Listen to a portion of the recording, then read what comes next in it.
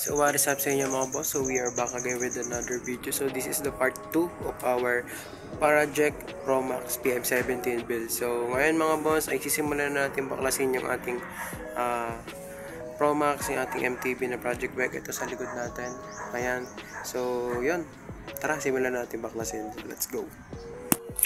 So ngayon ay babaklasin muna natin is yung kanyang ito mga grips, itong levers, shifters, itong kanyang handlebars, mga cable, preno, calipers, kasi yung kanyang RD.